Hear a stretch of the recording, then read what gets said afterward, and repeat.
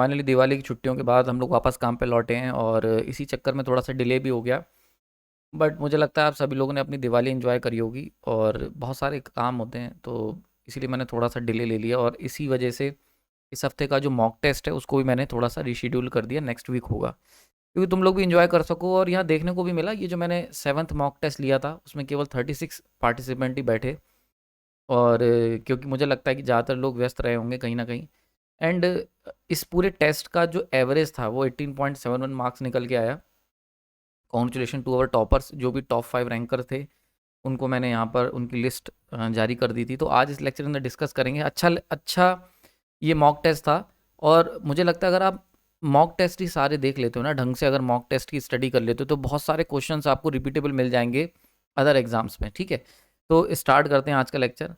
तो सबसे पहला क्वेश्चन आपसे पूछा गया था कि यार एक सिंपल मेथड बता दो जिससे हम लोग क्या कर सकते हैं, डीसी जनरेटर का वोल्टेज इंक्रीज कर सकते हैं।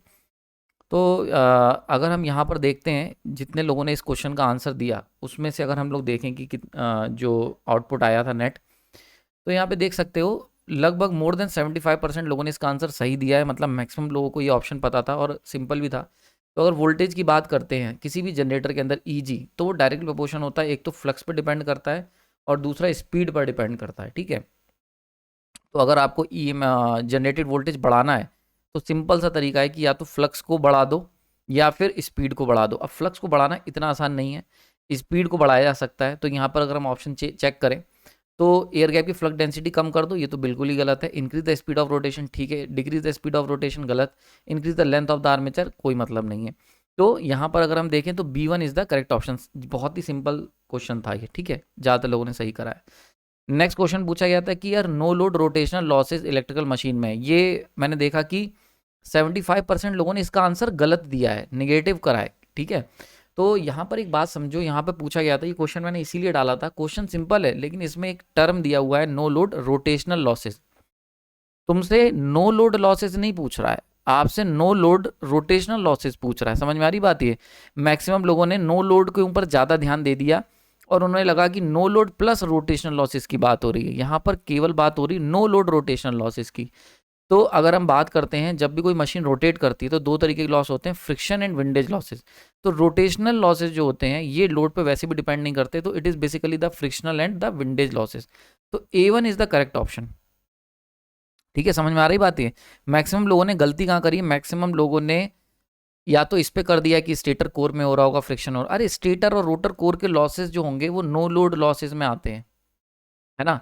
कॉन्सेप्ट समझ लो, यहाँ पे तुमसे पूछा गया है नो लोड रोटेशनल लॉसेस, भाई साहब आपसे पूछे जा रहे हैं। समझ में आ रही बात? है पूरा एक ही टर्म है। ठीक है, समझ में आ रही बात? है तो इसीलिए इसका correct option A1 is the correct option, जो कि SSC JEE का जो रिजल्ट आउट किया था उसमें इसका आंसर A दिया हुआ। आई होप आपको समझ में आ गया हो किस तरीके से इसको हमें अप्रोच करना था इस क्वेश्चन को। नेक्स्ट क्वेश्चन पूछा गया है कि भैया पावर जो ड्रॉन होती है secondary coil of a transformer. ठीक है, बढ़िया क्वेश्चन था, स्टार मार्क कर लेना। और मुझे जैसा कि एक्सपेक्टेड था, ये क्वेश्चन मैंने डाला ही इसीलिए था ताकि काफ़ी लोग गलत करें और सही लोग, मैक्सिमम लोगों को मैंने इस क्वेश्चन में आउट करा है। तो 75% लोगों ने इसका क्वेश्चन का भी गलत आंसर लिखा है। तो यहाँ पे पूछा गया था कि भैया अगर ट्रांसफार्मर है हमारे पास, ठीक है, तो उसकी जो सेकेंडरी कॉइल है, सेकेंडरी कॉइल अगर वहाँ से हम लोग पावर को ड्रॉ कर ले रहे हैं तो डायनेमिक रेजिस्टेंस के ऊपर क्या फ़र्क पड़ेगा। ठीक है, क्लियर हो गया यहाँ पर।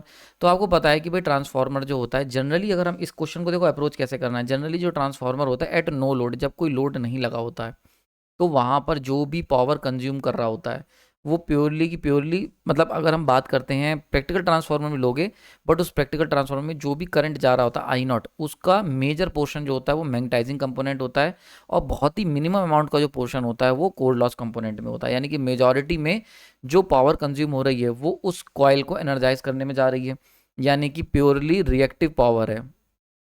ठीक है, तो अगर इस समय तुम इसका रेजिस्टेंस देखोगे, डायनेमिक रेजिस्टेंस, तो वो क्या होगा, बहुत ही कम होगा। ठीक है, मिनिमम, समझ में आ रही बात? ये तो जिस समय कोई भी लोड नहीं लगा हुआ ट्रांसफार्मर पे, उस समय जो पावर कंज्यूम की जाएगी या जो भी पावर आएगी वो मेनली रिएक्टिव पावर होगी। तो ऐसे केस में क्या होता है, अगर हम माने कि एक्स जो है वो रिएक्टिव पावर को रिप्रेजेंट कर रहा है और आर जो है वो एक्टिव पावर को, तो क्योंकि आर बहुत कम है, क्योंकि कोर के लॉसेस बिल्कुल मिनिमम होते हैं, तो सर्किट का जो रेजिस्टेंस है वो बिल्कुल मिनिमम होगा। समझ में आ रही बात? ये अब क्या होता है, जैसे ही हम लोग इसके ऊपर लोड लगाते हैं, लोड जैसे ही तुम इसके सेकेंडरी पे लोड लगाओगे, तो लोड जब पावर खींचेगा तो ऐसे केस में जो पावर इनपुट जाएगी सप्लाई में, वो कहाँ जाएगी, पी लॉसेस में थोड़ी बहुत जाएगी, प्लस पी लोड के लिए जाएगी। अब ऐसे में जब भी ऐसा होगा तो पावर फैक्टर, अगर आपने फेजर डायग्राम से भी देख सकते हो, नॉर्मली क्या होता है, जो मैग्नेटाइजिंग कंपोनेंट होता है, ये हो गया कोर लॉस कंपोनेंट या resistive component, and this is the magnetising component. तो आई नॉट की करंट की जो वैल्यू होती है वो क्लोज टू मैग्नेटाइजिंग कंपोनेंट होती है, लेकिन जैसे ही हम लोग क्या करते हैं, लोड लगाते हैं, तो एक आई वन डैश आ जाता है, और ये आई वन डैश और आई नॉट, इनका रिजल्टेंट होता है हमारा आई वन। तो आप देख सकते हो कि पावर फैक्टर जब ये नहीं था तो पावर फैक्टर कितना था, प्योरली लैगिंग की तरफ था, यानी कि सर्किट जो है, जो ट्रांसफॉर्मर है, वो मेनली रिएक्टिव बिहेव कर रहा है, एक्स रिएक्टेंस की तरह बिहेव कर रहा है। लेकिन जैसे ही हम लोगों ने लोड लगाते हैं तो ट्रांसफार्मर पे जब भी तुम, क्या कहा गया है, पावर ड्रॉन की जा रही है, पावर, ठीक है, समझ में आ रही है। पावर के बारे में कोई जानकारी नहीं दी है तो हम इसे एक्टिव पावर ही ट्रीट करेंगे, तो क्योंकि पावर मानी जा रही है, तो यानी कि आई वन जो वैल्यू होगी, आई वन डैश, वो यहाँ पे होगी, तो इनका जो नेट सम होगा, नेट फेजर सम, वो आई वन होगा। अब आई वन से अगर हम नापेंगे तो देखो यहाँ पे पावर फैक्टर क्या हुआ, इंप्रूव हो गया। तो नो लोड की कंडीशन में पावर फैक्टर जो होगा वो क्लोज टू 90 डिग्री होगा, और जैसे ही हम लोग लोड लगा देंगे तो ऐसे केस में पावर फैक्टर जो होगा वो मान के चलते हैं 45 या 30 डिग्री हो जाएगा, ठीक है। तो अगर जैसे जैसे पावर फैक्टर लोड लगाओगे पावर फैक्टर इंप्रूव करेगा, तो पावर फैक्टर इंप्रूव करने का मतलब क्या है, सर्किट के अंदर जो, अगर यहाँ सप्लाई से खड़े होके देखोगे सप्लाई साइड से, तो तुम्हें लगेगा इस पूरे ट्रांसफार्मर का जो रेजिस्टेंस है वो इंप्रूव कर रहा है, तो डायनेमिक रेजिस्टेंस जो होगा वो क्या होगा, इंक्रीज करने लगेगा। समझ में आ रही बात ये। तो यहाँ पर करेक्ट ऑप्शन क्या है, A1 is the correct option. समझ में आ रहा है, अच्छा क्वेश्चन है ये मेरा तरीका है इसको डायनेमिक रेजिस्टेंस को परस्यू करने का। अगर इसका कोई और आंसर है तो आप बता सकते हैं। ये मतलब जिस तरीके से मैंने इस क्वेश्चन को अटेम्प्ट करा वो मैं बता रहा हूँ, और मैं अलग अलग तरीके हो सकते हैं, एक ही कॉन्सेप्ट को अप्रोच करने के डिफरेंट तरीके हैं। मैं इसको फेजर डायग्राम या पावर फैक्टर एंगल से अप्रोच कर रहा हूँ। तुम्हारे पास कोई और एंगल हो तो कमेंट सेक्शन में बता देना, उसको भी हम लोग इंटरटेन करेंगे, ठीक है।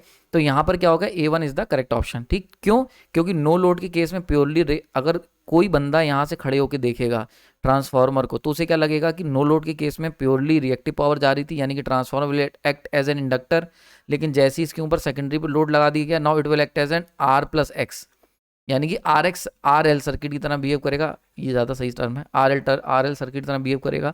आर एल सर्किट तो पहले एल से आर एल चलेगा, इसका मतलब रेजिस्टेंस क्या हुआ, पहले रेजिस्टेंस बहुत ही नेग्लिजिबल था, यहाँ रेजिस्टेंस बढ़ रहा है, तभी तो पावर फैक्टर इंप्रूव हो रहा है।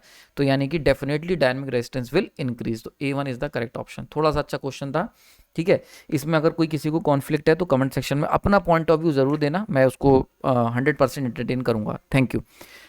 एक और इम्पॉर्टेंट अनाउंसमेंट जो मैंने अभी दिवाली पे करी थी, जब मैंने बताया आपको कि भैया दिवाली पे अब से लेके हम लोग हर 10 दिन या एक हफ्ते के अंदर पुराने जो आप लोग कमेंट सेक्शन में क्वेश्चन करोगे, या कमेंट सेक्शन में जो अच्छे क्वेश्चंस होंगे जिनके आंसर मैंने नहीं दिए हैं या दिए भी हैं तो उनको मैं रिपीट कर लूँगा। तो कुछ क्वेश्चन हम लोग हर हफ्ते सेलेक्ट करेंगे और उसको हम लोग एक उसके ऊपर एक लेक्चर बना दूंगा, जिससे कि ऐसा ना हो कि वन वे कम्युनिकेशन चलता रहे, जो कि प्रॉब्लम आ रही है, ठीक है।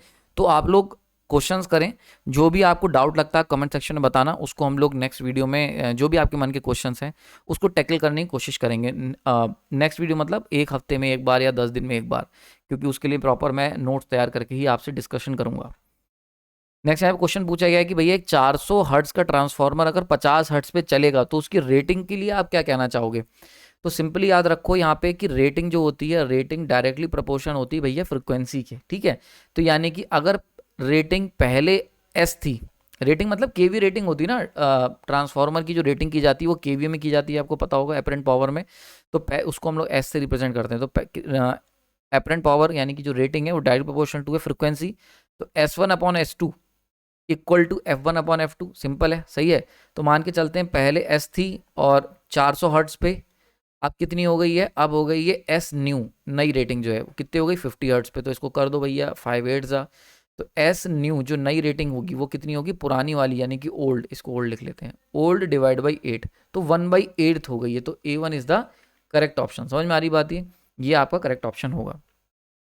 नेक्स्ट हमें पूछा गया है कि capacitor of a capacitor start single phase motor fails to open, ठीक है। अगर वो फेल हो गया ओपन होने से तो मोटर विल पिकअप स्पीड, ठीक, when the motor pickup speed, ठीक है। अब देखो बात समझो यहाँ पे क्या कहा जा रहा है, एक्चुअली क्या हो रहा है, बहुत ध्यान से समझने वाली बात है कि अगर हम बात करते हैं सिंगल फेस इंडक्शन मोटर की, तो सिंगल फेज इंडक्शन मोटर के अंदर कई सारे टाइप थे, मैंने लेक्चर में कवर करा था। स्प्लिट फेज हो गया, है ना। इसमें स्प्लिट फेस को स्प्लिट करने के लिए हम रेजिस्टेंस का यूज़ कर रहे थे, शेडेड पोल का यूज़ कर रहे थे एंड कैपेसिटर का मोटर का इस्तेमाल कर रहे थे। कैपेसिटर के अंदर 2-3 मोटर थी, एक थी कैपेसिटर रन मोटर और एक थी capacitor start capacitor run motor. इसके अंदर क्या होता है कि कैपेसिटर जब मोटर को स्टार्ट करते हैं तब भी लगा रहता है, जब मोटर चल रही होती है तब भी चलता रहता है। जैसे कि fan is an example of single phase induction motor with capacitor start capacitor run. कि भैया कंडेंसर लगा रहता है ना पंखे में, हटता थोड़ी है। जबकि जो कुछ मोटर होती हैं जो कैपेसिटर रन मोटर होती है, इनके अंदर क्या होता है कि जैसे जैसे मोटर की स्पीड पार बढ़ती जाती है एंड 70% ऑफ द एनएस पहुंचती है, ठीक है, अपनी जो भी उसकी सिंक्रोनस स्पीड है उसके 70% पहुंचती है, तभी एक सेंट्रीफ्यूगल स्विच, बहुत ही इंटरेस्टिंग लेक्चर, सेंट्रीफ्यूगल स्विच को मैंने बहुत डिटेल में कवर करा है, जाके एक बार देखना मजा आ जाएगा। तो सेंट्रीफ्यूगल स्विच जो होता है, ठीक है, इसका जो सेंट्रीफ्यूगल स्विच जो होता है इसका काम क्या होता है कि जैसी motor 70% of the rated speed पे पहुंचे तुरंत ही ये क्या करे, कैपेसिटर को डिस्कनेक्ट कर दे। अब ये कह रहे हैं कि क्या होता है, कैपेसिटर अगर डिस्कनेक्ट नहीं हुआ और मोटर ने अपनी स्पीड पिकअप कर ली तो क्या होगा, ठीक है। ये बड़ा ही कंट्रोवर्शियल क्वेश्चन था, इसको मैंने कई जगह आंसर इसके चेक करे और प्रॉपर, इसीलिए मैंने इस क्वेश्चन को डाला। कोशिश मेरी यही है कि कंट्रोवर्शियल क्वेश्चन डाले जाएं, क्योंकि ताकि उसी में सबसे ज़्यादा लोगों को डाउट होता है। सिंपल क्वेश्चन कोई भी कर लेगा, तो मैं जो टेस्ट में क्वेश्चन सेलेक्ट कर रहा हूँ वो ऐसे ही सेलेक्ट कर रहा हूँ जिसके जो थोड़े से हटके हैं, जिन पे आने के चांसेस ज़्यादा हैं, या जो मतलब क्वेश्चन आएगा और फिल्टर आउट करेगा लोगों को, उन क्वेश्चंस को मैं सेलेक्ट करने की कोशिश करता हूँ। तो इंजीनियरिंग सर्विस क्वेश्चन था, इसके लिए मैंने एएस की बुक को रेफर करा था, मेरे पास रखी हुई है। एएस की प्रीवियस ईयर की इंजीनियरिंग सर्विसेज की अच्छी किताबें हैं, एएस के सॉल्यूशंस काफ़ी रिलायबल होते हैं, तो आप देख सकते हो। कोई स्पॉन्सर नहीं है, ना मेरे को पैसे मिले, जस्ट आप लोगों के लिए बता रहा हूँ, क्योंकि मैं खुद पर्सनली इसको यूज़ करता था अपने समय में। तो यहाँ पर एस ने इसका आंसर दिया है कि कैपेसिटर विल डैमेज, ठीक है, समझ में आ रही है। और वही आंसर मैंने लिया है, क्योंकि मैंने बहुत जगह सर्च करा, काफ़ी लोगों ने ये आंसर दिया है। कुछ जगहों पे बच्चों ने जो आंसर टिक करा है वो बी वाला है, बहुत बार लोगों ने कि ऑक्सर वाइंडिंग विल डैमेज, ठीक है, समझ में आ रही बात ये। अब देखो इसका जरा हम थोड़ा सा और अंदर का समझते हैं। एक्चुअली क्या हुआ, जो अगर मैं एस के एक्सप्लेनेशन को देखूं और जो मैं जितना जानता हूँ, क्योंकि बुक्स में इतना ज़्यादा डेटा अवेलेबल नहीं होता है। एक्चुअली क्या होता है कि जब भी हम सिंगल फेज इंडक्शन मोटर में कैपेसिटर का इस्तेमाल करते हैं, तो कैपेसिटर जो होते हैं वो दो पर्पज से यूज़ करे जा सकते हैं। एक ऐसा कैपेसिटर जो कि हर समय चलना है, तो मतलब उसकी ड्यूटी ज़्यादा रहेगी, ड्यूटी मतलब ऑपरेशनल टाइम।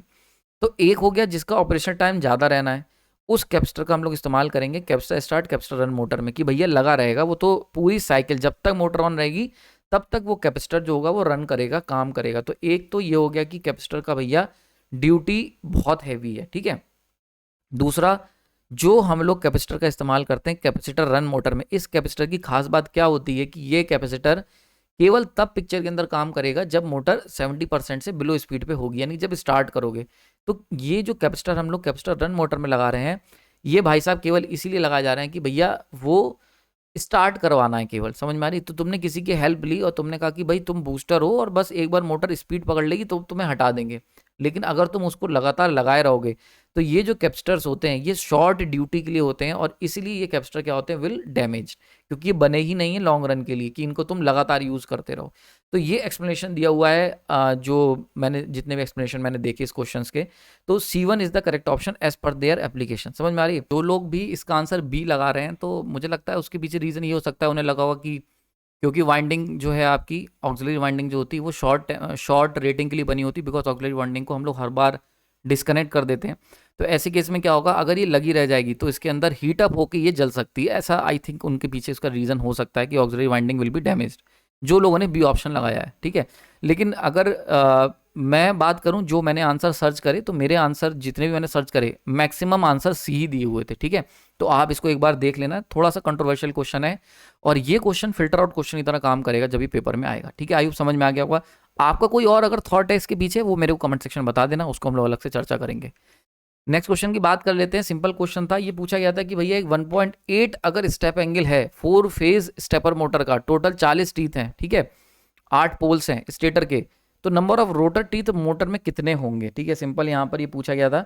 तो फॉर्मूला सिंपल सा था, फॉर्मूला क्या होता है, बी यानी कि स्टेपर एंगल जो होता है वो equal to 360 degree divide by M, मतलब नंबर ऑफ फेजेस कितने हैं, इनटू टी आर रोटर के टीथ, ठीक है। ये फॉर्मूला होता है जब हमें ये नहीं पता होता कि रोटर के टीथ कितने हैं। स्टेपर मोटर की अगर हम बात करते हैं तो इसके लगभग 7 से 8 फॉर्मूले होते हैं। इनको मैंने इनके ऊपर न्यूमेरिकल्स भी कराए हुए हैं, इनके ऊपर मैंने स्पेशल पर्पस मशीन की जो सीरीज़ है वहाँ पर भी पढ़ाया हुआ है, और कम्युनिटी पोस्ट जाके देखना पुरानी कम्युनिटी पोस्ट में, तो मैंने उसका एक पिक रिलीज़ करा था जहाँ पर मैंने इंपॉर्टेंट फॉर्मूलेज को आपको डिस्प्ले करा था। तो एक बार जाके देखना, सारी चीज़ें वहाँ पर कवर हैं, ठीक है। ओके, तो 360 divide by M into T R, ठीक। अब यहाँ पर देखो नंबर ऑफ फेजेस कितने हैं यहाँ पर, तो बीटा में पता है 1.8 degree equal to 360 degree divide by 18 sorry 4 phase है, ठीक है, 4 फेज स्टेपर मोटर है इंटू टी आर। तो यहाँ से सिंपली अगर हम लोग टी आर को कैलकुलेट करें क्रॉस मल्टीप्लाई करके, तो आंसर सिंपली यहाँ निकल के आता है 50। तो D1 is the correct option. मतलब मैक्सिमम लोगों ने इसको, मैक्सिमम नहीं कहूँगा लेकिन मोर देन 50% से ज़्यादा लोगों ने इसको गलत करा है। तो थोड़ा सा ध्यान से करना ये क्वेश्चन, क्योंकि फॉर्मूला ही नहीं याद आया होगा। 6 फॉर्मूले हैं स्टेपर मोटर के, और ये 6 फॉर्मूले अगर आपको स्टेपर मोटर के आते हैं तो ये मान के चलना कि दुनिया का कोई भी क्वेश्चन स्टेपर मोटर पे अगर आएगा तो वो सही करोगे। गेट तक में कोई भी ऐसा क्वेश्चन नहीं जो तुम्हें डरा पाए, अगर वो 6 फॉर्मूले आते हैं तुम्हें जाके चेक कर लेना, ठीक है। नेक्स्ट यहाँ पे कहा गया है कि BLDC मोटर किसकी एनालॉगस है, मतलब किसको रिप्रेजेंट करती है या किसकी तरह होती है। एनालॉगस मतलब किसकी तरह है, ठीक है। तो याद रखो ब्रशलेस डीसी मोटर। तो बहुत सारे लोगों ने मुझे लगता है आंसर तो वैसे बहुत सारे लोगों ने इसका सही दिया है, मतलब 90% लोगों ने सही आंसर दिया, यानी कि ये काफ़ी ज़्यादा यूजुअल क्वेश्चन होगा, मतलब बहुत ही फेमिलियर क्वेश्चन होगा। तो यहाँ पे करेक्ट ऑप्शन क्या है, करेक्ट ऑप्शन है यहाँ पर PMSM की तरह, परमानेंट मैग्नेट सिंक्रोनस मोटर। तो PMSM को मैंने डिटेल में कवर करा हुआ है अपनी स्पेशल पर्पस मशीन सीरीज़ के अंदर, जाके देखना, पब्लिकली अवेलेबल है। सिंपल क्या होता है, ब्रश को हटाने के लिए हम लोग क्या करते हैं, देखो ब्रश का काम क्या था, डीसी मोटर के अंदर ब्रश का काम क्या था, ब्रश एंड कम्यूटेटर का। तो ब्रश का काम होता है, देखो कम्यूटेटर का काम था कि मोटर के आर्मेचर में बन रहा था AC, उसे DC में कन्वर्ट करना। तो इस काम के लिए हमें ज़रूरत पड़ती है कम्यूटेटर की, समझ में आ रही बात ये। अब कम्यूटेटर तभी काम करेगा जब कोई चीज़ रोटेट करेगी, क्योंकि commutator is a mechanical inverter और रेक्टिफायर। तो यहाँ पर क्या रेक्टिफिकेशन एक्शन हो रहा है, तो AC को अगर हमें DC में कन्वर्ट करना है वाया मैकेनिकली, तो इसके लिए हमें ज़रूरत पड़ती है कम्यूटेटर की, एंड कम्यूटेटर तभी काम करेगा जब मोटर रोटेट करेगी। तो इसीलिए कम्यूटेटर और आर्मेचर वाइंडिंग, इसीलिए आर्मेचर वाइंडिंग को हम लोग रोटर पे प्लेस करते थे। बड़ी इंटरेस्टिंग बात है, इसीलिए केवल डीसी मोटर, मेनली ऐसी डीसी मोटर होती हैं जिन, मतलब डीसी मोटर ही मेनली वो मोटर होती हैं जिनमें आर्मेचर वाइंडिंग रोटर पे रखी जाती है, बिकॉज ये हमेशा ही दुखदाई होता है, क्योंकि आर्मेचर वाइंडिंग से ही हम लोग सप्लाई लेते और देते हैं। तो अगर इसे तुमने रोटर पे रख दिया तो अब रोटर तो घूम रहा है, और तुम सप्लाई लेोगे या दोगे, दोनों ही कंडीशन में आप देंगे स्टैटिकली, मतलब तुम्हारे जो तार हैं वो हमेशा स्टैटिक रहेंगे, तार थोड़ी घूम रहे हैं, रोटर घूम रहा है। अब एक घूमती हुई चीज़ से एक रुकी हुई चीज़ को अगर तुम्हें जोड़ना है, भाई तुम्हारे घर के 2 तार आए, लाइव और न्यूट्रल, और जनरेटर घूम रहा है और तुम्हें उस घूमते हुए में लगाने हैं, तो उस घूमती हुई चीज़ को अपनी रुकी चीज़ से जोड़ने के लिए वी नीड ब्रशेस। तो यहाँ से पिक्चर में ब्रश आते हैं। तो स्प्लिट रिंग जो होता है उसी को कम्यूटेटर कहते हैं। स्प्लिट रिंग की ज़रूरत पड़ती है कम्यूटेशन एक्शन के लिए, और इसी स्प्लिट रिंग से जो घूम रहे हैं, रिंग जो घूम रहे हैं, और जो तार है हमारे लाइव एंड न्यूट्रल, वो जो स्टेशनरी हैं, उनको इससे जोड़ने के लिए वी नीड ब्रशेस। तो यहाँ से पिक्चर के अंदर ब्रश आते हैं। तो जब ब्रशलेस डीसी मोटर का आइडिया रखा गया तो यही कॉन्सेप्ट दिया गया कि भाई हम लोग ये जो ज़रूरत क्यों पड़ रही ब्रशेस की, इंजीनियर्स ने कहा। तो उन्होंने कहा अल्टीमेटली एक सबसे पहला काम है AC को DC में कन्वर्ट करना, और दूसरा क्योंकि ये चीज़ मैकेनिकली हो पा रही है एडिसन के टाइम पे, क्योंकि पावर इलेक्ट्रॉनिक इतनी डेवलप नहीं थी, तो ये काम मैकेनिकली हो पा रहा था, तो इसीलिए हम लोगों ने यहाँ पे ब्रश की ज़रूरत पड़ रही थी। तो हमने कहा क्यों ना हम लोग आर्मेचर वाइंडिंग जो रोटर पे की जाती है उसे स्टेटर पे कर दें। स्टेटर पे करने से क्या होगा, यहाँ पे AC बनेगी, और AC को DC में कन्वर्ट करने का काम हम लोग पावर इलेक्ट्रॉनिक कन्वर्टर से करें। पावर इलेक्ट्रॉनिक कन्वर्टर पता है आपको, power electronic rectifier and inverters. तो उससे हम लोग क्या करेंगे, उसका इस्तेमाल करके power electronic thyristors and all these, इनका इस्तेमाल करके हम लोग AC को DC में कन्वर्ट कर लेंगे। अब जब AC को DC में हमने एक स्टैटिक साइड पे करा है, ये होगी स्टैटिक साइड, स्टेटर क्या है, रुका हुआ है, और तुम्हारे घर के कनेक्शन के जो लाइव और न्यूट्रल वायर हैं ये भी रुके हुए हैं। तो जब दोनों ही रुके हुए हैं तो वी डोंट नीड ब्रशेस। तो भाई ब्रशेस की ज़रूरत ही क्यों आएगी पिक्चर के अंदर, ब्रश का ज़रूरत तो तभी आ रही थी ना जब हमें दोनों चीज़ें घूम रही, मतलब घूमते हुए को एक रुके हुए से जोड़ना है। तो क्योंकि ये रिक्वायरमेंट ही खत्म हो गई, तो इसलिए ब्रशेस भी पिक्चर से बाहर हो गए। तो यहीं से जन्म हुआ ब्रशलेस डीसी मोटर का। अब मोटर में अगर ब्रशलेस हमने हटा दिए तो भाई हमें रोटर पे हमने परमानेंट मैग्नेट डाल दी, तो मोटर पे नॉर्थ साउथ परमानेंट, यानी कि जो डीसी मशीन में नॉर्थ साउथ यहाँ होते थे उनको हमने हटा के मोटर के ऊपर डाल दिया, रोटर में बना दिया नॉर्थ साउथ, ठीक है। तो अब क्या हुआ कि भाई जब रोटर पे कर दिए तो अब इसको घुमाएंगे कैसे, तो इसको घुमाने के लिए, मैग्नेट घुमाने के लिए we need rotative magnetic field. Always हमेशा एक रोटेटिव मैग्नेटिक फील्ड चाहिए अगर तुम घुमाना चाहते हो। तो रोटेटिव मैग्नेटिक फील्ड कहाँ से आएगी, तो इस काम के लिए हम लोग को ज़रूरत पड़ेगी इस पर्टिकुलर कन्वर्टर की। तो कन्वर्टर क्या करेगा, जो भी डीसी मोटर होगी वहाँ से डीसी आएगी, उसे AC में कन्वर्ट करेगा, और स्टेटर के ऊपर 3 फेज सप्लाई होती है। तो three phase supply will create rotating magnetic field balance three phase, जैसे कि induction motor and synchronous motor में होता है। तो इसीलिए क्या हुआ, ब्रशलेस डीसी मोटर। और नाम डीसी क्यों दिया भैया, जब तुम थ्री फेज सप्लाई दे रहे हो तो डीसी क्यों का नाम क्यों ले रहे हो भाई, तो डीसी इसलिए ले रहे हैं क्योंकि इनपुट डीसी दिया जाता है, डीसी को एसी में कन्वर्ट करा जाता है, और वो एसी में जब कन्वर्ट करते हैं तो वहां से हम लोग रोटेटिंग मैग्नेटिक फील्ड की क्रिएट करते हैं। समझ में आ रही बात, इसको बहुत डिटेल में पढ़ना है। तो इसी तरीके से मैंने बहुत ही बढ़िया डायग्राम से मैंने आप लोगों को वर्किंग समझाई है, इसकी जाके चेक कर लेना। रोटेटिंग मैग्नेटिक फील्ड भी समझाई, मेरे ख्याल से मैंने 3-4 लेक्चर में कवर करा है, बहुत डिटेल में पढ़ा है बीएलडीसी मोटर, जाके देखना, ठीक है। तो यहीं तक रखते हैं, आयु समझ में आ गया होगा, बहुत ही इंटरेस्टिंग क्वेश्चन था, मैक्सिमम लोगों ने इसका आंसर सही दिया था। नेक्स्ट क्वेश्चन है कि भैया जो कंपनसेटिंग सप्लाई जो होती है 230 वोल्ट की is mounted on a half wave rectifier circuit, ठीक है। अच्छा, थोड़ा transformer with a turn ratio of 10:1, तो find the peak inverse voltage, ठीक।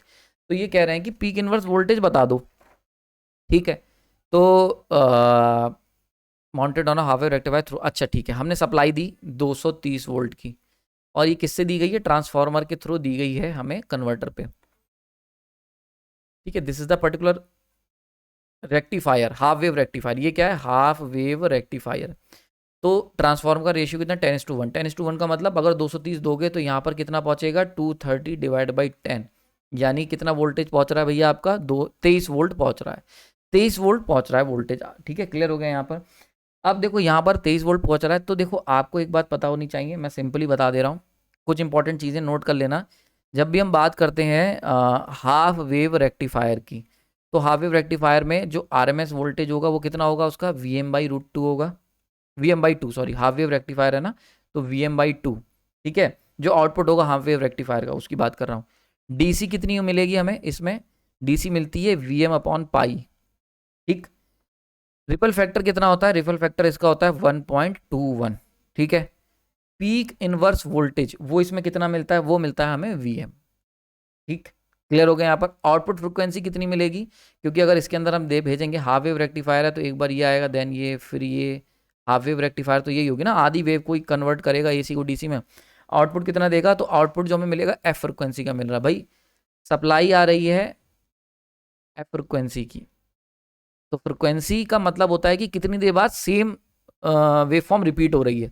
तो आप देख लो, एफ फ्रिक्वेंसी की आ रही सप्लाई, और एफ फ्रिक्वेंसी यहाँ से यहाँ तक एफ फ्रिक्वेंसी, यहाँ से यहाँ तक एफ फ्रिक्वेंसी, तो सेम फ्रिक्वेंसी पे रिपीट हो रही, तो एफ रहेगी। अगर हम यहीं पे फुल वेव रेक्टिफायर होता तो उसमें हमने सप्लाई दी होती एफ फ्रिक्वेंसी की, और हमें मिल रही होती ये, यानी कि आप देखो यहाँ पर रिपीटेबल कितनी बार हो रहा है, जितने में ये एक साइकिल कंप्लीट कर रहा है उतने में ये 2 साइकिल कंप्लीट हो गई, एक साइकिल 2 साइकिल, मतलब सेम वेव फॉर्म रिपीट होने लग गई।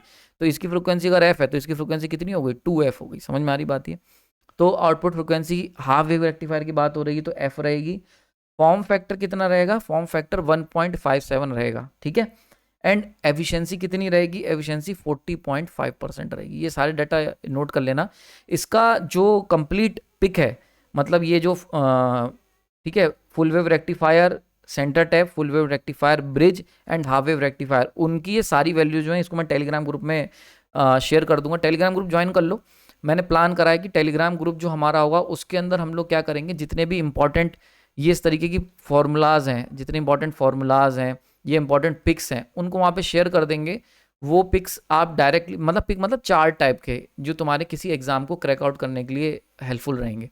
तो चार्ट वोट हम वहाँ पे भेज दिया करेंगे, वहाँ से आप लोग को डाउनलोड कर लिया करना, और वो चार्ट में फॉर्मूले एक जगह मिल जाएंगे, ठीक है। क्लियर हो गया होगा, आई होप समझ में आ गई होगी। सो ये सारी चीज़ें हमारे पास हैं। अब यहाँ पे पूछा गया भैया पीक इनवर्स वोल्टेज बता दो, तो पीक इनवर्स वोल्टेज कितना होगा, सप्लाई वोल्टेज जो हमारे पास पहुंच रही है 230 की, हमारे पास मिल कितनी रही है, यहाँ पर एसी कितनी आ रही, 23 वोल्ट की एसी आ रही है ना। इसकी पीक वैल्यू कितनी होगी, 23 इंटू √2, ठीक है। आरएमएस होती डिवाइड बाई √2, तो पीक वैल्यू कितनी होगी, √2 से मल्टीप्लाई कर दो। तो 23 को अगर √2 से मल्टीप्लाई करोगे तो कितना निकल के आएगा भाई, 23 इंटू √2 अगर करेंगे तो 32.53।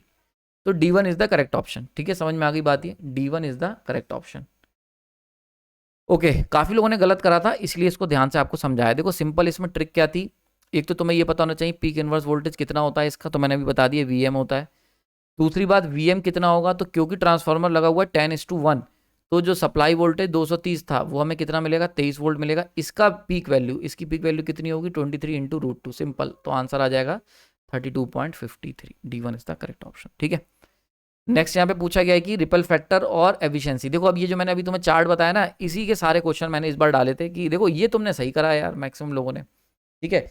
तो इस क्वेश्चन को देख लेते हैं। ये क्वेश्चन में पूछा गया है कि भैया हमें ये बता दीजिए रिपल फैक्टर और एफिशिएंसी फुल वेव रेक्टिफायर कितनी होती है। तो रिपल फैक्टर थोड़ा समझ लो कि रिपल फैक्टर आखिर होता क्या है, ठीक है, हल्का सा बता देता हूँ उसे। रिपल फैक्टर, अब भैया रिपल फैक्टर क्या होता है, ये मेजर करता है कि क्वालिटी ऑफ रेक्टिफिकेशन कैसा है, क्वालिटी को मेजर करता है, क्वालिटी ऑफ रेक्टिफिकेशन की क्वालिटी कैसी, मतलब ये हो गई एसी, है ना। अब आइडियल डीसी की बात करें तो वो ऐसी होनी चाहिए, लेकिन जब तुम एसी को डीसी में कन्वर्ट करते हो बाय यूजिंग रेक्टिफायर, तो हमें डीसी कैसे मिलती, ऐसी मिलती है, फुल वेव की। समझ में आ रहा है। तो अब ये क्या है, ये है रिपल्स, ऐसे ऐसे ऐसे ऐसे, ये क्या रिपल आ रहे हैं ना, ये जो रिपल्स आ रहे हैं, this is particularly the main cause of the poor quality of rectification. मतलब हम क्या चाहते हैं, अगर आपको ये वाली डीसी मिलने लगे तो हम कहेंगे बहुत ही एग्जैक्ट, मतलब कह सकते हो एकदम एक्सट्रीम क्वालिटी, ये क्या कहलाएगी, पुअर क्वालिटी ऑफ रेक्टिफिकेशन। समझ में आ रही बात है। अच्छा, अगर हम क्या करें, इनके रिपल को थोड़ा कम कर दें और ऐसे ऐसे ऐसे कर दें, रिपल का मतलब होता है इसकी पीक वैल्यू और इसकी मिनिमम वैल्यू के बीच में डिफरेंस, तो that is the what we called ripple, ठीक है, वोल्टेज का रिपल हो गया, है ना। तो अब ये जो रिपल हुआ, अगर इसको हम कम करते हैं तो पीक वैल्यू और जो बिल्कुल बॉटम वाली वैल्यू है इसके बीच का डिफरेंस ये हो गया। तो अब जो हमने क्या करा, इसका जो रिपल है वो कम है बहुत हद तक कंपेयर टू द ओरिजिनल वाले से। तो अगर हम लोग क्या करें, इसकी पीक और मिनिमम वैल्यू के बीच में डिस्टेंस कम कर दें, तो रिपल हमारे जो होंगे वो रिपल वो कम होते चले जाएंगे। समझ में आ रही बात है, यानी कि क्वालिटी इंप्रूव होती चली जाएगी। तो यही पूरा कॉन्सेप्ट होता है रिपल का। तो इसको निकालते कैसे हैं रिपल को, सिंपली रिपल को अगर आपको कहा जाए रिपल फैक्टर निकाल लो, तो रिपल फैक्टर होता है कि आरएमएस, अगर हम रिपल फैक्टर की बात करें, RMS value of, RMS value of AC component, AC component in rectifier output divide by average value of rectifier output, rectifier output. तो RMS, RMS value of AC component कितना है, कहने का मतलब है कि कितना एसी, ये जो ऐसे रिपल आ रहे हैं this is because of the AC, और ये जो होती है ये हो गई केवल एवरेज वैल्यू। तो एवरेज वैल्यू और ये जो एसी कंपोनेंट है इनके बीच का जो रेशियो होता है this is particularly the ripple factor. Clear हो गया यहाँ पर। तो रिपल फैक्टर की अगर बात करें तो फुल वेव रेक्टिफायर जो होंगे उनका जो रिपल फैक्टर होगा वो 0.48 होता है, बहुत ही अच्छा होता है। अगर हाफ वेव पे चले जाओगे, हाफ वेव, तो इनका रिपल फैक्टर 1.21, मतलब काफ़ी ज़्यादा पुअर रिपल फैक्टर होता है। समझ में आ रही बात है। तो इसीलिए हम लोग हाफ वेव रेक्टिफायर बहुत ही कम रिफर करते हैं, फुल वेव रेक्टिफायर ज़्यादा रिफर करते हैं। ठीक है, क्लियर हो गया यहाँ पर। तो यहाँ पे सिंपली पूछा गया है कि रिपल फैक्टर कितना होगा फुल वेव रेक्टिफायर का, तो 0.48, तो 0.48 हो गया, D1 is the correct option. ठीक, और एफिशिएंसी की अगर हम बात कर लें, एफिशिएंसी दूसरी टर्म पूछी गई है, वैसे तो रिपल फैक्टर से ही आंसर निकल जाएगा। एफिशिएंसी क्या होती है, एफिशिएंसी हमेशा होती है आउटपुट अपॉन इनपुट। तो रेक्टिफायर की एफिशिएंसी क्या मतलब, तो रेक्टिफायर की एफिशिएंसी का मतलब हो गया डीसी आउटपुट कितना मिल रहा है डिवाइड बाई हम इनपुट पावर कितनी दे रहे हैं, डीसी आउटपुट पावर कितनी मिल रही है। ठीक है, तो पावर डीसी आउटपुट पावर कितनी मिल रही है और इनपुट पावर कितनी दे रहा हो एक पर्टिकुलरली रेक्टिफायर को। ठीक है, समझ में आ रही बात ये। तो अगर हम इस पर्टिकुलर केस की बात करें तो एफिशिएंसी अगर हम बात करते हैं एफिशिएंसी, तो फुल वेव रेक्टिफायर जो होता है इसकी एफिशिएंसी होती है 81.2%, और जो हाफ वेव रेक्टिफायर होता है इसकी एफिशिएंसी होती है 40.5%। समझ में आ रहा है। तो these are the important terms, इनको याद रखना। तो यहाँ से भी आप देख सकते हो, तो D1 is the correct option. ठीक है, तो ये आपको समझ में आ गया होगा, बहुत ही सिंपल था ये भी। नाउ नेक्स्ट क्वेश्चन यहाँ पे पूछा गया है कि भैया 50 हर्ट्ज की 230 वोल्ट अप्लाई अगर हमने फुल वेव रेक्टिफायर पे कर दी, ठीक है, तो उसकी आउटपुट फ्रिक्वेंसी क्या होगी। ठीक है, तो अब देखो इस बात को समझ लेते हैं जरा। यहाँ पे अगर हम डिस्कशन करते हैं इसको, कि मैंने आपको बताया था अगर फुल वेव रेक्टिफायर है और हाफ वेव रेक्टिफायर है, ठीक है,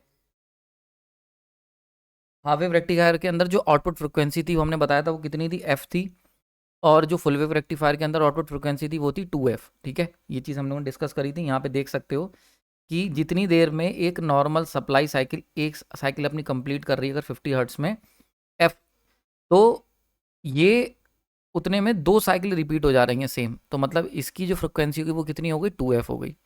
हाफ वेव की उतने में एक ही साइकिल कंप्लीट हो रही है, देन ही दूसरी साइकिल स्टार्ट हुई, तो इसकी भी f रहेगी। ठीक है, तो यहाँ पे पूछा गया है 50 हर्ट्स की फुल वेव रेक्टिफायर में आउटपुट फ्रिक्वेंसी कितनी होगी, तो कितनी हो जाएगी 2f, यानी कि 100 हर्ट्स। ठीक है, समझ में आ रहा है। तो ये सारे क्वेश्चन जो थे वो एक दूसरे के साथ लिंक थे। तो पिछले जो भी हमने 4 क्वेश्चन देखे हैं, तो अगर तुम्हें ना बेसिकली कॉन्सेप्ट समझ में आ गया, वो जो टेबल मैं बता रहा हूँ, जो मैंने पीछे बताई, अगर वो समझ में आ गया, इस टेबल को मैं टेलीग्राम पे शेयर करूँगा, मैंने बता दे रहा हूँ।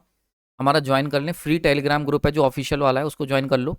तो जो भी इंपॉर्टेंट चार्ट्स है वहाँ पे मैं शेयर कर दूंगा, तो सिंपली याद रखना। तो ये चारों क्वेश्चन जो है उस चार्ट से आपके सॉल्व हो जाएंगे, ठीक है। नेक्स्ट हमें पूछा गया है कि भैया अगर duty D is the duty ratio, तो input and output buck converter और बूस्ट कन्वर्टर का क्या होता है, ठीक है। तो एक्चुअली अगर हम लोग बात करते हैं बक बूस्ट कन्वर्टर की, तो जैसा कि स्टेप अप और स्टेप डाउन करा जाता है, देखो जब हम एसी की बात करते हैं तो उसको स्टेप अप करने के लिए और स्टेप डाउन करने के लिए वी नीड ट्रांसफार्मर, ठीक है।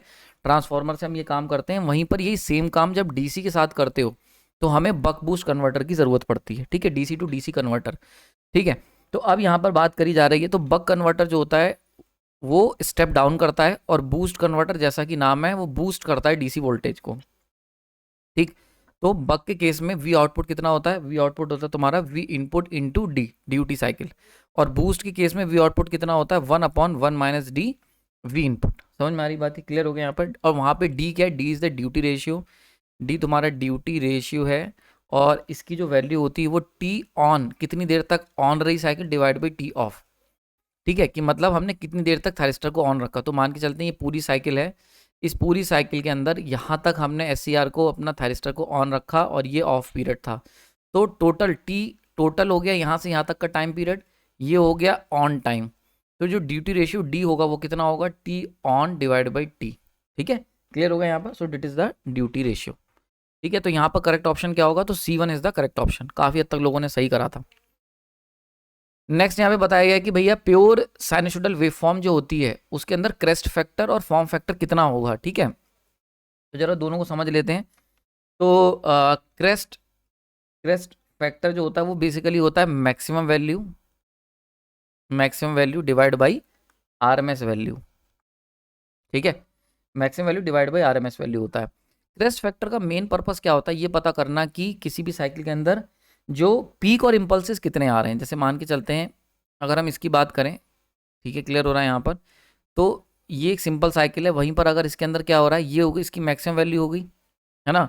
मैक्सिमम वैल्यू इक्वल टू कितनी हो गई, √2 इंटू आरएमएस वैल्यू, ठीक है। तो जनरली अगर हम साइनसोइडल की बात करते हैं, साइनसोइडल की, तो उसकी वैल्यू कितनी होगी, डिवाइड बाई आरएमएस, और इस आरएमएस को कैंसिल कर दो, तो √2 is the crest factor of a particularly sine wave, pure sinusoidal wave form जो होती है। अब √2 की वैल्यू कितनी होती है, 1.414। तो यहाँ पे देख सकते हो 1.414 क्रेस्ट फैक्टर का ये वाला बी, तो ये हो गया। तो यहाँ से हम सिंपली कह सकते हैं B1 is the correct option, ठीक है। लेकिन मतलब समझ लो इसका, ये बताता है कि कितने पीक एंड इम्पल्सेस हैं। मान के चलते हैं इसके अंदर ये इस तरीके की पीक्स आ रही हैं ऐसे करके, तो अब जो पीक वैल्यू होगी और जो आरएमएस वैल्यू होगी वो डिफर कर जाएगी। तो जितना ज़्यादा क्रेस्ट फैक्टर होगा उतनी ज़्यादा उसके अंदर जो मैक्सिमम वैल्यू है वो उसके अंदर, यानी कि पीक्स ज़्यादा आ रहे हैं। पीक्स ज़्यादा आ रहे हैं का क्या मतलब हो गया, कि उसके अंदर शार्पनेस है, या कह सकते हो इम्पल्सेस आ रहे हैं, डिस्टर्बेंसेस आ रहे हैं, ट्रांजिएंट्स आ रहे हैं, इसको हम कह सकते हैं। तो क्रेस्ट फैक्टर जो होता है वो ये चीज़ों को डिस्क्राइब करता है। क्लियर हो गया यहाँ पर, समझ में आ गई। नेक्स्ट होता है फॉर्म फैक्टर। फॉर्म फैक्टर जैसा कि नाम है कि फॉर्म कैसी है, ठीक है। मतलब फॉर्म फैक्टर का मतलब होता है कि फॉर्म कैसी का मतलब कि फॉर्म आपकी कितनी पीकी है, कितना नोकीला शेप है। जैसे अगर हम रेक्टेंगल की बात करें तो ये बिल्कुल भी नोकीला नहीं है, तो इसका जो फॉर्म फैक्टर होगा वो हो जाएगा तुम्हारा 1, ठीक है। क्लियर हो गया यहाँ पर, कोई फॉर्म फैक्टर मतलब कोई भी तुम्हारी पीक नहीं है। वहीं पर अगर ट्रायंगुलर ले लोगे तो इसका फॉर्म फैक्टर जो होता है वो हो जाता है 1.155, ठीक है, मतलब पीक है। साइनसोइडल की बात कर लेंगे तो पीक नहीं है, मतलब बहुत ही शार्प पीक नहीं, बट स्लाइट पीक है। इसको हम कह सकते हैं स्लाइट पीक, मतलब थोड़ा सा, थोड़ी सी धार है इसके अंदर, थोड़ी सी तेजी है, थोड़ी सी पीक है, तो स्लाइट पीक। तो इसीलिए जो इसकी वैल्यू हो जाएगी तुम्हारी वो हो जाएगी 1.11। समझ में आ रही बात ही, क्लियर हो गया। तो 1 का मतलब कोई पीक नहीं है, और 1.1 मतलब थोड़ी सी पीक, 1.155 मतलब थोड़ी सी ज़्यादा पीक। तो ये ज़्यादा पीक हो गई, थोड़ी चुभने लगेगी, समझ में आ रही है, ठीक है, शार्प पीक।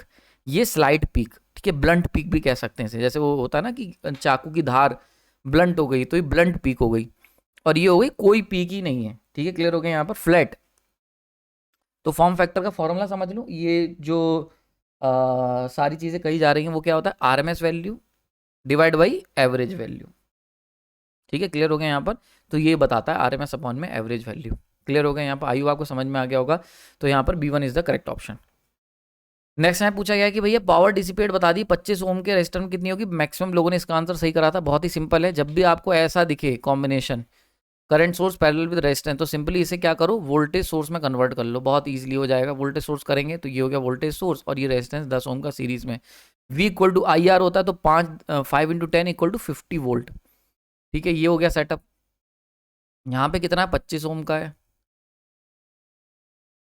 5, और ये हो गया 50 वोल्ट। अब देखो सीधी सी बात है, दो voltage source same voltage rating के और अपोजिट लगे हुए हैं, इसका मतलब सर्किट के अंदर करंट कितनी होगी, 0।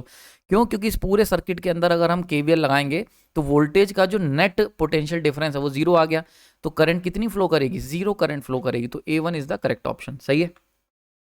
नेक्स्ट हमें पूछा गया था कि कितने नोड्स एंड जंक्शन होंगे इस पर्टिकुलर फिगर के अंदर, अगर आपसे पूछा जाए। ठीक है, इस फिगर को देख के अगर आपसे निकाला जाए, तो नोड की अगर हम बात कर लें, नोड, तो नोड क्या होता है, नोड बेसिकली वो पॉइंट होते हैं, वो सारे पॉइंट जहां पर 2 या 2 से ज़्यादा सर्किट एलिमेंट जो होते हैं वो कनेक्टेड होते हैं। ठीक है, तो जैसे यहाँ पर देखो, इस पर्टिकुलर में अगर इस पर्टिकुलर देखें, A एक नोड की तरह काम कर रहा है, 2 एलिमेंट कनेक्टेड हैं, B भी 3 एलिमेंट है, C भी, D भी और E भी, लेकिन F नहीं है।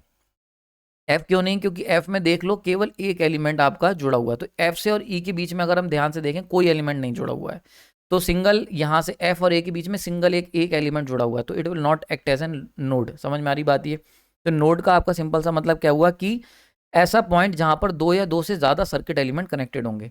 तो ऐसे कितने पॉइंट है, A B, तो आपके नोड कितने हो गए, A हो गया, B हो गया, C हो गया, D हो गया और E हो गया, F नहीं होगा। समझ में आ गई बात ये?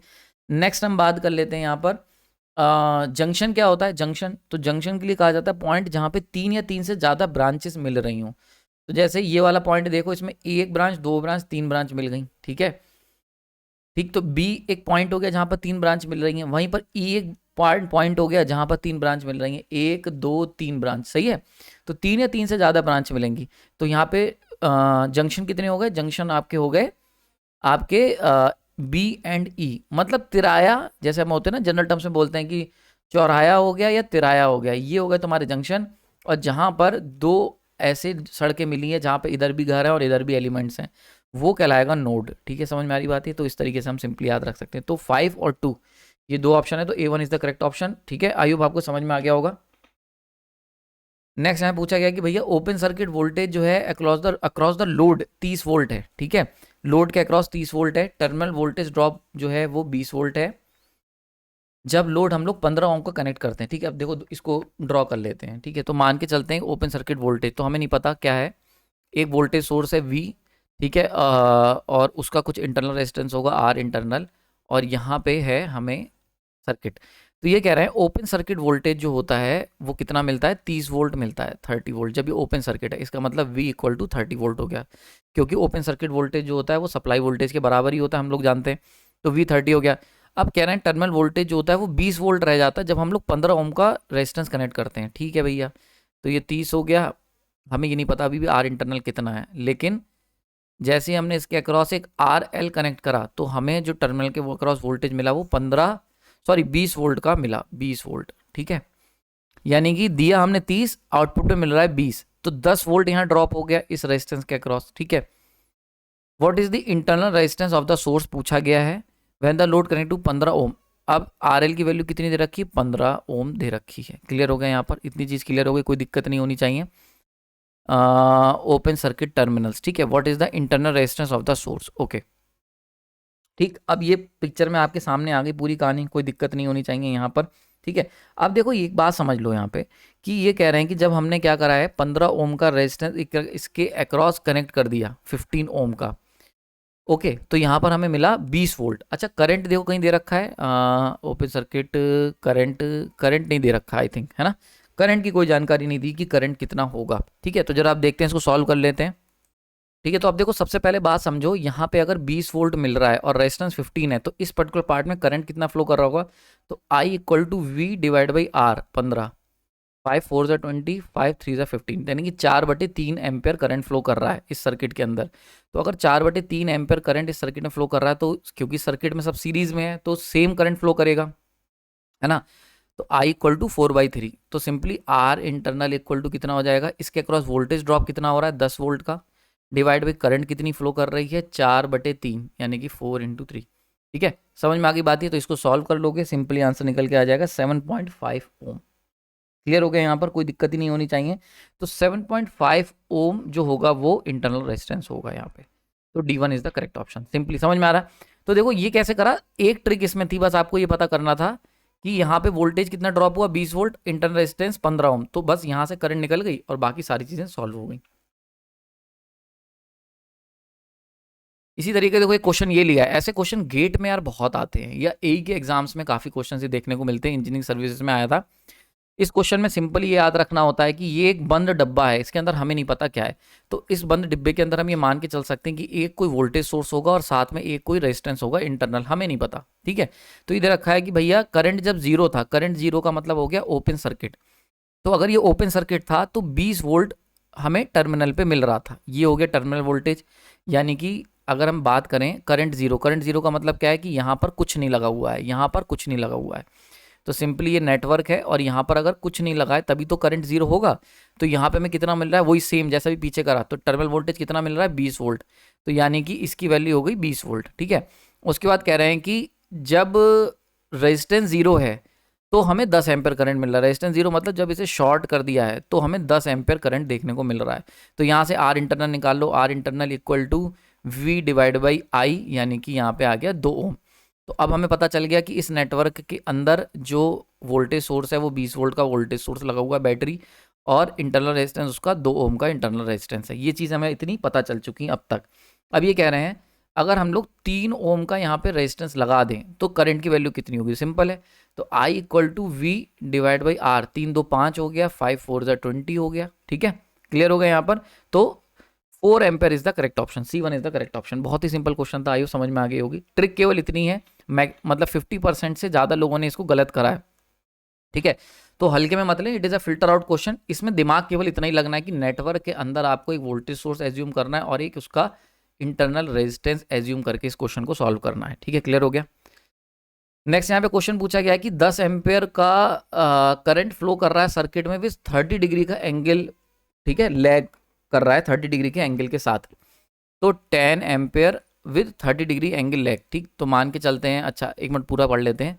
जब अप्लाइड वोल्टेज 100 वोल्ट है, तो मान के चलते हैं अगर हमारा ये 100 वोल्ट है, 100 वोल्टेज का ये है, ठीक है, 100 वोल्ट, तो इससे 30 डिग्री लैग करता हुआ जो होगा, 30 डिग्री लैग करता हुआ करंट फ्लो करेगा। ठीक है, what are the value of resistance and reactance of the circuit. ठीक है, तो हम मान के चलते हैं अगर हम लोग करंट को रिफरेंस ले लें तो इसका मतलब क्या हुआ, अगर इंपेडेंस निकाल लें यहाँ से, impedance equal to voltage upon में करंट। वोल्टेज कितना है 100 वोल्ट, और मान के चलते हैं ये कितना है 30 डिग्री लीड कह सकते हैं इसको करंट से। अगर हम रिफरेंस ले रहे हैं करंट को तो करंट 10 एम्पेयर है, सही है, ऐसा कह सकते हैं। चाहे करंट को 30 डिग्री लैग कर लो या वोल्टेज को 30 डिग्री लीड मान लो, एक ही बात है। तो यहाँ से ही कैंसिल हो गया, तो it is what we call 10 at the angle 30 degree. अब यहाँ से दो वैल्यू निकल के आती हैं, एक आती है आपकी 10 cos 30, ठीक है, प्लस J 10 sin 30। समझ में आ रही बात है, क्लियर हो गया यहाँ पर, क्लियर हो गया, यहाँ पे कोई दिक्कत नहीं होनी चाहिए आपको। अब देखो ये जो वैल्यू होती है, ये वैल्यू होती है रेजिस्टेंस की वैल्यू, एंड ये जो वैल्यू होती है ये होती है वैल्यू रिएक्टेंस की। तो रेजिस्टेंस कितना निकलेगा कि 10 इंटू कॉस 30 कितना होता है अंडर रूट में 3/2 प्लस J 10 1/2। ठीक है, 1/2 होती है साइन 30 की वैल्यू, तो 5 हो गया। तो 5 J की वैल्यू हो गई, यानी कि जो तुम्हारा रिएक्टेंस है वो कितना हो गया, रिएक्टेंस तो हो गया 5, और रेजिस्टेंस कितना हो गया, इसको सॉल्व कर लो अंडर रूट 3/2 को, ये 5 गया, 5 √3 8.66। ठीक है, तो यानी कि 8.66 × 5, तो A1 is the correct option. बहुत ही सिंपल क्वेश्चन था, बस सिंपल सा दिमाग इसमें यही लगाना था। ठीक है, क्लियर हो गया यहाँ पर। तो आपको ये पता होना चाहिए अगर कोई चीज़ लिखी है, इंपेडेंस अगर तुम्हें दे रखा है 130, 100 एट द एंगल 30, तो 100 एट द एंगल 30 को दो पार्ट में तोड़ सकते हैं, 100 डिवाइड बाई 10। ठीक है, तो इसको हम यानी कि 10 अगर 30 में दे रखा है एंगल तो उसको दो पार्ट में तोड़ सकते हो। एक पार्ट हो गया तुम्हारा 10 cos 30, और एक हो गया प्लस एक इमेजिनरी पार्ट, ये हो गया रियल पार्ट, इमेजिनरी पार्ट हो गया 10 sin 30। ठीक है, क्लियर हो गया। अब लैगिंग है करंट, देखो एक बात और समझ लो, करंट क्योंकि हम लोग लैग की बात कर रहे हैं, करंट लैग करता है इंडक्टिव में, तो प्लस जे आया, अगर यही लीडिंग होता तो यहाँ पर माइनस जे आ जाता। ठीक है, क्लियर हो रहा है यहाँ पे। तो वहाँ पे क्या होता है कि करंट जो होती है वो लीड कर रही होती, ठीक है, तो वोल्टेज माइनस में आ जाता। क्लियर हो गया, ये कॉन्सेप्ट था यहाँ पर। नेक्स्ट क्वेश्चन की बात कर लेते हैं कि भैया लोडिंग जो होती है मेजरिंग इंस्ट्रूमेंट्स की वो एरर इंड्यूस कर रही है, एरर आ रहा है उसकी वजह से, ठीक है, तो हम कौन सी डिवाइस प्रेफर करें जो कि मोस्ट एक्यूरेट रिजल्ट दे। यानी कि एक्चुअली क्या हुआ, अगर हम कोई मेजरमेंट करते हैं और उसमें हमने जिस क्वांटिटी को मेजर कर रहे हैं, अगर वो उसका जो लोडिंग इफेक्ट है उसकी, मतलब जब भी हम उस डिवाइस को लोड कर रहे हैं यानी कि कोई लोड को मेजर कर रहे हैं, तो वहाँ पर जो मेजरमेंट डिवाइस है उसके अंदर एरर आ जा रहा है because of this loading effect, ठीक है। लोडिंग इफेक्ट क्या होता है, इसको मैंने मेजरमेंट वाले यूथ पब्लिकेशन सीरीज में आपको डिटेल में बताया है, ठीक है, तो वहाँ पर आप इसको चेक कर लेना। अगर डाउट है तो रुको मैं एक बार बता ही देता हूँ आप लोगों को, बहुत सारे लोगों को लोडिंग इफेक्ट नहीं पता होगा, ठीक है। इसको समझ लेते हैं कि लोडिंग इफेक्ट क्या होता है। तो बेसिकली क्या होता है कि लोडिंग इफेक्ट का मतलब होता है कि जब भी हम कभी भी कोई इंस्ट्रूमेंट का इस्तेमाल करते हैं तो हर इंस्ट्रूमेंट जो होता है एक पर्टिकुलर रेंज के लिए बना होता है। तो अगर हम किसी लो सेंसिटिव इंस्ट्रूमेंट को, जिसकी सेंसिटिविटी लो है, उसका इस्तेमाल करते हैं किसी हैवी मेजरमेंट के लिए, कि भाई कोई वोल्ट मीटर है जो 1 ओम के रेजिस्टेंस को नापने के लिए बना था, लेकिन हम उसका इस्तेमाल कर रहे हैं 1 किलो ओम को नापने के लिए, तो definitely it will create the error. और ये क्यों होगा, because of the loading effect, जो भी हम उस पर लोडिंग करेंगे। समझ में आ रही बात ये। तो इसीलिए हमेशा जितना आपका जो रेटिंग है उसी में हमें मेजर करना चाहिए। एग्जाम्पल के तौर पर एक बात समझ के देखते हैं, मान के चलते वोल्ट मीटर है, तो आपको मैंने हर बार बताया मेजरमेंट की यूथ पब्लिकेशन सीरीज मैंने कवर करा था कि जब भी हम कोई डिवाइस ले रहे हैं तो मेजरमेंट इंस्ट्रूमेंट है, हमेशा हमें ये बात ध्यान रखनी है कि वो मेजरमेंट इंस्ट्रूमेंट जो है वो तुम्हारी जो क्वांटिटी जिसको मेजर कर रहे हो उसको डिस्टर्ब ना करे, ठीक है। अगर उसको डिस्टर्ब कर देगा तो it will create an error. तो अब क्या होता है, वोल्ट मीटर का फॉर एग्जांपल इंटरनल रेजिस्टेंस होता है इनफाइनाइट, आइडियली। प्रैक्टिकली बात करें तो बहुत ज़्यादा होगा, मान के चलते हैं 100 किलो ओम एग्जाम्पल के तौर पे। तो अगर कोई वोल्ट मीटर तुम ऐसा ले रहे हो, उससे कोई रेजिस्टेंस ऐसा नाप रहे हो जो रेजिस्टेंस की वैल्यू बहुत कम है, जैसे 1 ओम, ठीक है, और इसकी 100 किलो ओम, तो अगर करंट से पूछोगे तो it will act as an open circuit, तो सारा करंट यहीं से पास होगा और वोल्ट मीटर एकदम एक्यूरेट रीडिंग निकाल के देगा। लेकिन अगर मान के चलते हैं तुम इससे नाप रहे हो 1 किलो ओम या 10 किलो ओम का, तो अब ये जो 10 किलो ओम का रेजिस्टेंस तुम नाप रहे हो उसका कंपैरिजन अगर वोल्ट मीटर के इंटरनल रेजिस्टेंस से करें तो काफ़ी हद तक कंपेरेबल हो गए ना। अब जब करंट यहाँ से पास होगा तो वो क्या होगा, दोनों में बटना शुरू हो जाएगा। अब करंट की डिवीजन होने से क्या हुआ, पहले सारा का सारा करंट यहाँ से जा रहा था तो हमें एक्यूरेट रीडिंग मिल रही थी। अब ये वोल्ट मीटर क्या करेगा, वोल्ट मीटर कुछ करंट को पीने लगेगा, बिकॉज क्योंकि अब इन दोनों के रेजिस्टेंस के बीच में बहुत बड़ा डिफरेंस नहीं रहा। तो ऐसे केस में क्या होगा, जो रीडिंग होगी वो एरर के साथ आएगी। तो इसको हम कह देते हैं लोडिंग इफेक्ट। समझ में आ रहा है। तो ये जो लोडिंग इफेक्ट है ये कौन सी डिवाइस में नहीं होता है, कौन सी डिवाइस, कौन सी मेजरमेंट इंस्ट्रूमेंट है जिसके अंदर ये नहीं मिलता। तो करेक्ट आंसर यहाँ पर है सीआरओ। मैक्सिमम लोगों ने करा था, तो मैं इसको फिल्टर आउट क्वेश्चन कह सकता हूँ। अगर इस टाइप का क्वेश्चन आएगा तो बहुत सारे लोग सिस्टम से बाहर हो जाएंगे। तो याद रखना सीआरओ को हम लोग इस्तेमाल करते हैं। सीआरओ सबसे ज्यादा कम इफेक्ट होता है जब उसके ऊपर लोडिंग की जाती है, ठीक है। क्लियर हो गया होगा। तो ऐसा क्यों होता है, because it is a very high input impedance device, तो इसकी जो इनपुट इंपिडेंस है वो बहुत हाई होता है। तो जब भी हम सीआरओ को इस्तेमाल करते हैं तो करंट जो होती है वो डिवाइड नहीं हो पाती, लोड से हट नहीं पाती, मैक्सिमम करंट जो होती है वो लोड से ही पास होगी, ठीक है। क्लियर हो गया यहाँ पर, आई होप आपको समझ में आ गया होगा। तो वी यूज सीआरओ। नेक्स्ट यहाँ पे आती है कि यहाँ पे पूछा गया भैया ये आपके सामने इमेज दे रखी है और लेसर्जियस फिगर है, तो आपको ये बताना है input frequency, vertical input frequency divide by horizontal input frequency का आपको रेशियो बताना है। तो ये मैंने आपको बताया था, वर्टिकल कट या फिर वर्टिकल टेंजेंसी कह लो, और horizontal cut maximum horizontal cut, maximum vertical cut, या फिर मैक्सिमम हॉरिजॉन्टल टेंजेंसीज, कट या टेंजेंसी जैसे भी तुम सॉल्व करते हो। टेंजेंसी मतलब इस तरीके से, टेंजेंट कितने बन सकते हैं मैक्सिमम, या कट मतलब ऐसे करके। तो ये वाला जो क्वेश्चन है ये मैंने स्पेशली डाला है क्योंकि इस क्वेश्चन को तुम कट के बेसिस पर ही अच्छे से कर पाओगे, जिसमें कंप्लीट फिगर्स होती हैं ऐसे वाली। इनको तो हम टेंजेंसी से भी निकाल सकते हैं, जैसे एक टेंजेंसी डाली है तो एक टेंजेंसी ये हो गई वर्टिकल टेंजेंसी और दो हो गई हॉरिजॉन्टल टेंजेंसी। लेकिन जो ऐसी ओपन फिगर होती हैं इनके अंदर टेंजेंसी नहीं बन पाती सही से। तो इन टाइप जो ओपन फिगर होती हैं, जैसे कि क्लोज फिगर नहीं है, तो हमेशा आप यहाँ पर कट वाला कॉन्सेप्ट का इस्तेमाल करेंगे, जो मैंने आपको यूथ पब्लिकेशन की सीरीज में बताया है। देखो एक बात बता दूं मैं आपको मेजरमेंट की सीरीज या जो भी यूथ पब्लिकेशन सीरीज है, आप जाके देखो, सारे के सारे इंपॉर्टेंट क्वेश्चन वहाँ कवर करे गए हैं। वो अगर तुमने देख ली, मैंने लगभग 5 टॉपिक 5 सब्जेक्ट उसमें कवर करें, अगर वो 5 सब्जेक्ट आपने देख लिए, तो वो 5 सब्जेक्ट से कोई क्वेश्चन ऐसा नहीं बनेगा जो आपके बाहर का हो। उसमें से मैक्सिमम क्वेश्चन आपको हिट करेंगे और पूरा सब्जेक्ट का ग्रिप आपको मिलेगा। तो कम टाइम में अगर सब्जेक्ट कवर करना चाहते हो, go for the youth publication series. Prime video में पड़ी हुई है 59 रुपीज़ में केवल, ठीक है। आई होप आपको समझ में आ गया होगा। तो कॉन्सेप्ट क्लियर हो गया। तो जब भी ओपन फिगर मिले तो हमेशा कट के कॉन्सेप्ट का इस्तेमाल करें। कट में क्या होता है, मैक्सिमम कट कितने लग सकते हैं। तो अब हमसे पूछा गया F vertical divide by F horizontal, तो इन्वर्सली प्रोपोर्शनल होता है, तो वर्टिकल कट कितने लगे हैं, ठीक है, और हॉरिजॉन्टल कट कितने लगे हैं। तो अब देख लो मैक्सिमम हॉरिजॉन्टल कट कितने हो सकते हैं, 1 2 और 3। तो हॉरिजॉन्टल कट कितने हो सकते हैं, 3। वर्टिकल कट मारो, मैक्सिमम कट कहीं पे भी मार लो, 2 ही पढ़ पाएंगे। तो 1 2 1 2, तो वर्टिकल कट कितने हो गए, 2। तो हॉरिजॉन्टल कट मैक्सिमम कितने, 3 और 2, तो यानी कि F vertical divide by F horizontal. तो वर्टिकल कट है 2, हॉरिजॉन्टल कट है 3, तो 3/2, A1 is the correct option. I hope आपको समझ में आ गया होगा क्वेश्चन, ठीक है। नेक्स्ट यहाँ पे बात कर लेते हैं, आई थिंक लास्ट क्वेश्चन है। हाँ, इसमें देखो सेक पूछा गया था, बहुत ही सिंपल क्वेश्चन है।